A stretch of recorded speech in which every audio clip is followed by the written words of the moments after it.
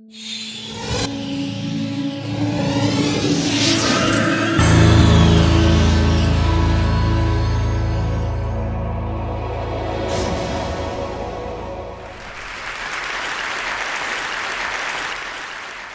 I want to start by offering you a free, no-tech life hack. And all it requires of you is this, that you change your posture for 2 minutes. But before I give it away, I want to ask you to right now do a little audit of your body and what you're doing with your body. So how many of you are sort of making yourselves smaller? Maybe you're hunching, crossing your legs, maybe wrapping your ankles. Sometimes we hold on to our arms like this.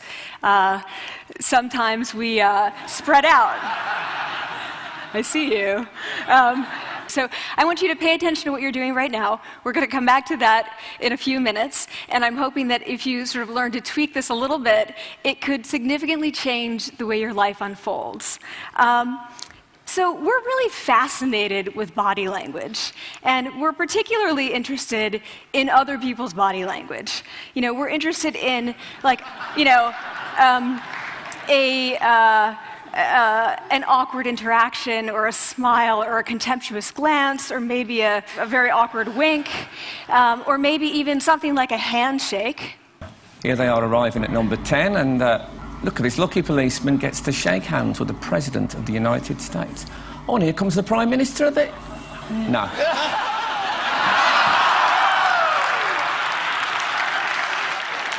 So a handshake, or the lack of a handshake, can have us talking for weeks and weeks and weeks, even the BBC and the New York Times.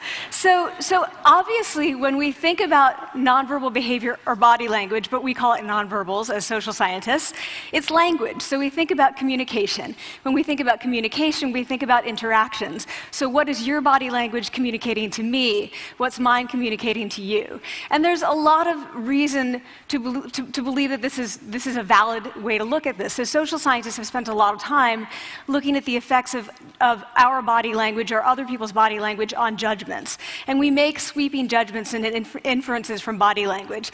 And those judgments can predict really meaningful life outcomes, like who we hire or promote, who we ask out on a date. For example, Nalini Ambady, a researcher at Tufts University, shows that when people watch 30-second soundless clips of real physician-patient interactions, their judgments of the physician's niceness predict whether or not that physician will be sued. So it doesn't have to do so much with whether or not that physician was incompetent, but do we like that person and how they interacted? Even more dramatic, Alex Todorov at Princeton has shown us that judgments of political candidates' faces in just 1 second predict 70% of US Senate and gubernatorial race outcomes. And even, let's go digital, emoticons used well in online negotiations can lead you to claim more value from that negotiation. If you use them poorly, bad idea, right? So when we think of nonverbals, we think of how we judge others, how they judge us, and what the outcomes are. We tend to forget, though, the other audience that's influenced by our nonverbals, and that's ourselves. We are also influenced by our nonverbals, our thoughts and our feelings and our physiology. So what nonverbals am I talking about? I'm a social psychologist, I study prejudice, and I teach at a competitive business school. So it was inevitable that I would become interested in power dynamics. I became especially interested in nonverbal expressions of power and dominance. And what are nonverbal expressions of power and dominance? Well, this is what they are. So in the animal kingdom, they are about expanding. So you make yourself big, you stretch out, you take up space, you're basically opening up. It's about opening up. And this is true across the animal kingdom. It's not just limited to primates, and humans do the same thing. So they do this both when they have power sort of chronically, and also when they're feeling powerful in the moment. And this one is especially interesting because it really shows us how universal and old these expressions of power are. This expression, which is known as pride, Jessica Tracy has studied, she shows that people who are born with sight and people who are congenitally blind do this when they win at a physical competition. So when they cross the finish line and they've won, it doesn't matter if they've never seen anyone do it, they do this. So the arms up in the V, the chin is slightly lifted. What do we do when we feel powerless? We do exactly the opposite. We close up, we wrap ourselves up, we make ourselves small. We don't want to bump into the person next to us. So again, both animals and humans do the same thing. And this is what happens when you put together high and low power. So what we tend to do when it comes to power is that we complement the other's nonverbals. So if someone's being really powerful with us, we tend to make ourselves smaller. We don't mirror them, we do the opposite of them. So I'm watching this behavior in the classroom, and what do I notice? I notice that MBA students really exhibit the full range of power nonverbals. So you have people who are like caricatures of alphas, like really coming into the room. They get right into the middle of the room before class even starts, like they really want to occupy space. When they sit down, they're sort of spread out. They raise their hands like this.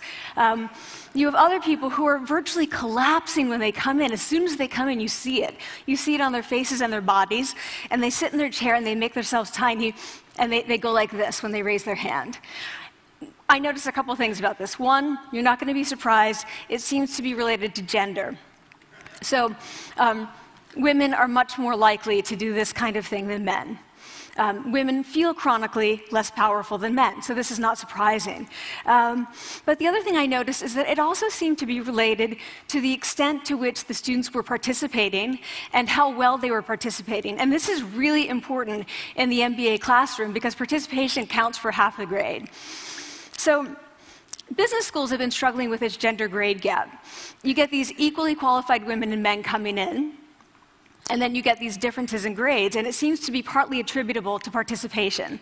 So I started to wonder, okay, so you have these people coming in like this, and they're participating. Is it possible that we could get people to fake it, and would it lead them to participate more? So my main collaborator, Dana Carney, who's at Berkeley, and I really wanted to know, can you fake it till you make it? Like, can you do this just for a little while and actually experience a behavioral outcome that makes you seem more powerful? So we know that our nonverbals govern how other people think and feel about us. There's a lot of evidence, but our question really was, do our nonverbals govern how we think and feel about ourselves? There's some evidence that they do. So, for example, when we smile when we feel happy, but also when we're forced to smile by holding a pen in our teeth like this, it makes us feel happy. So it goes both ways. When it comes to power, it also goes both ways. So when you feel powerful, you're more likely to do this, but it's also possible that when you pretend to be powerful, you are more likely to actually feel powerful.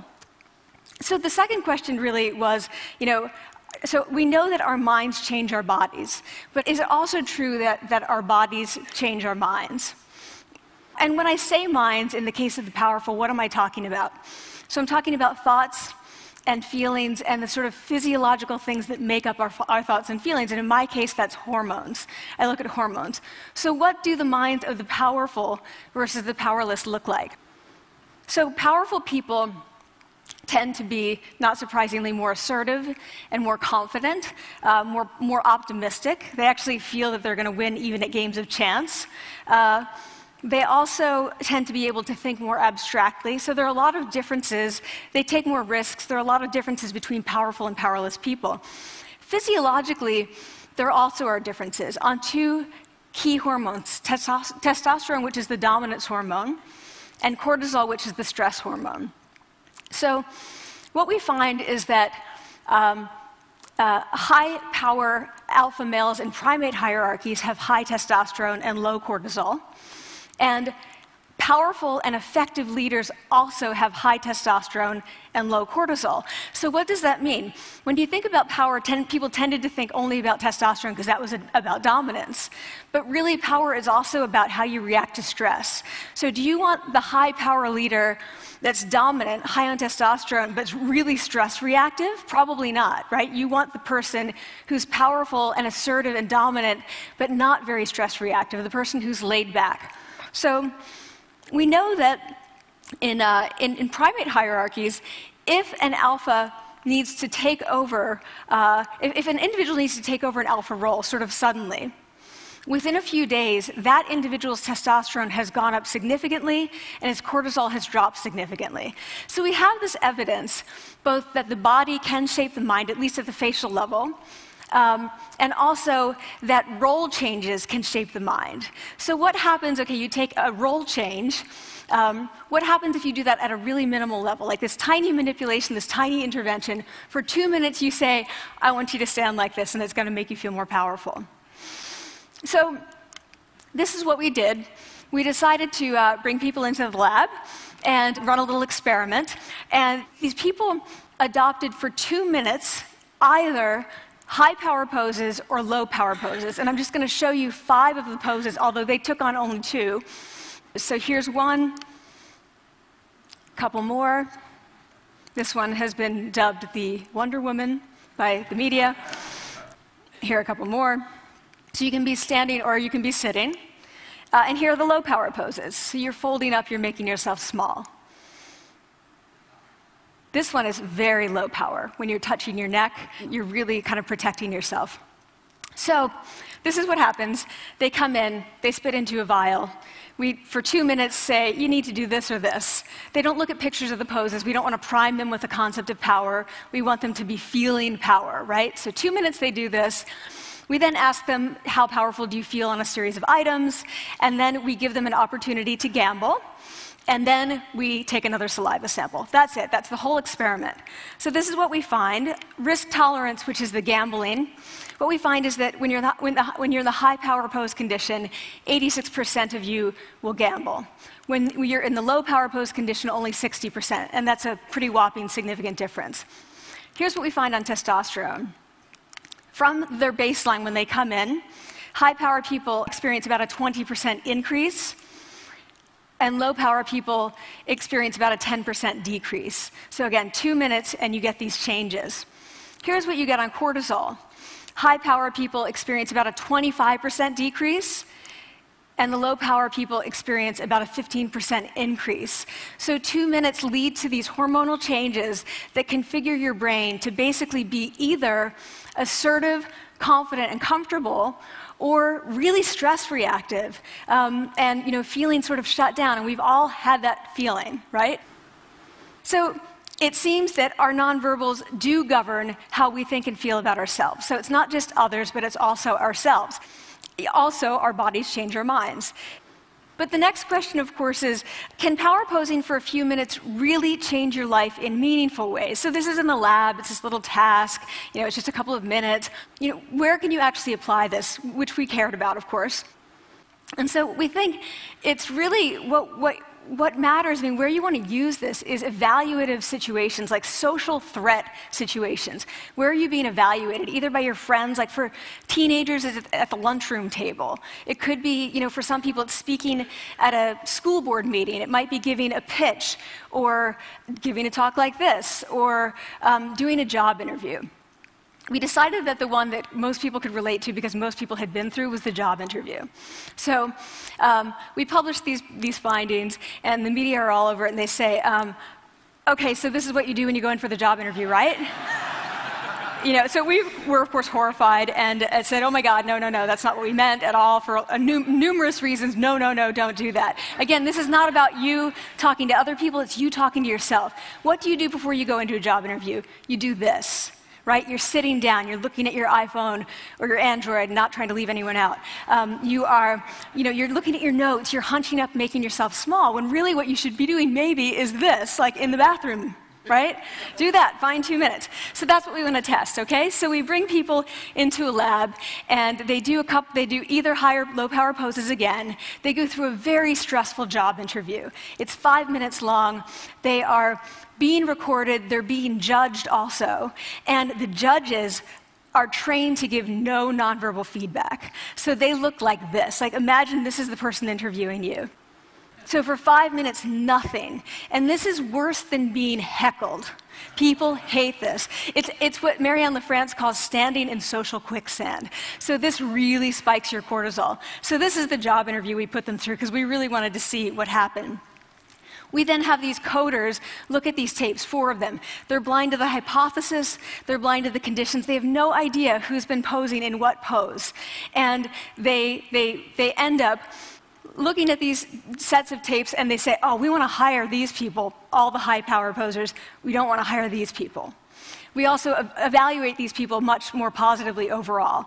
But what's driving it? It's not about the content of the speech. It's about the presence that they're bringing to the speech. We also, because we rate them on all these variables related to sort of competence, like how well structured is the speech? How good is it? What are their qualifications? No effect on those things. This is what's affected, these kinds of things. People are bringing their true selves, basically. They're bringing themselves. They bring their ideas, but as themselves, with no residue over them. So this is what's driving the effect, or mediating the effect. So when I tell people about this, that our bodies change our minds, and our minds can change our behavior, and our behavior can change our outcomes, they say to me, it feels fake, right? So I said, fake it till you make it. Like, it's not me. Like, I don't want to get there and then still feel like a fraud. I don't want to feel like an imposter. I don't want to get there only to feel like I'm not supposed to be here. And that really resonated with me, because I want to tell you a little story about being an imposter and feeling like I'm not supposed to be here. When I was 19, I was in a really bad car accident. I was thrown out of a car, rolled several times. I was thrown from the car, and I woke up in a head injury rehab ward. And I had been withdrawn from college, and I learned that my IQ had dropped by 2 standard deviations, which was very traumatic. I knew my IQ because I had identified with being smart, and I had been called gifted as a child. So I'm taken out of college. I keep trying to go back. They say, you're not going to finish college. Like, just, there are other things for you to do, but that's not going to work out for you. So I really struggled with this, and I have to say, having your identity taken from you, your core identity, and for me it was being smart, having that taken from you, there's nothing that leaves you feeling more powerless than that. So I felt entirely powerless. I worked and worked and worked, and I got lucky and worked and got lucky and worked. Eventually I graduated from college. It took me 4 years longer than my peers, and I convinced someone, my angel advisor, Susan Fisk, to take me on, and so I ended up at Princeton, and I was like, I am not supposed to be here. I am an imposter. And the night before my first year talk, and the first year talk at Princeton is a 20-minute talk to 20 people. That's it. I was so afraid of being found out the next day that I called her and said, I'm quitting. She was like, you are not quitting, because I took a gamble on you and you're staying. You're going to stay, and this is what you're going to do. You're going to fake it. You're going to do every talk that you ever get asked to do. You're just going to do it and do it and do it, even if you're terrified and just paralyzed and having an out-of-body experience, until you have this moment where you say, oh my gosh, I'm doing it. Like, I have become this. I am actually doing this. So that's what I did. 5 years in grad school. A few years, I'm at Northwestern. I moved to Harvard. I'm at Harvard. I'm not really thinking about it anymore, but for a long time I had been thinking, not supposed to be here, not supposed to be here. So at the end of my first year at Harvard, a student who had not talked in class the entire semester, who I had said, look, you got to participate or else you're going to fail, came into my office. I really didn't know her at all. And she came in totally defeated, and she said, I'm not supposed to be here.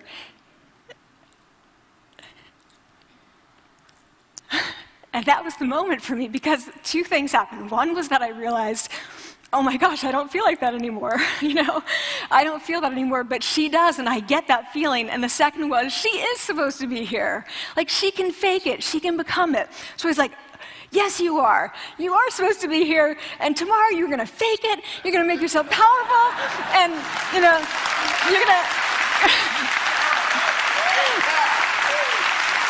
and you're going to go into the classroom, and you are going to give the best comment ever.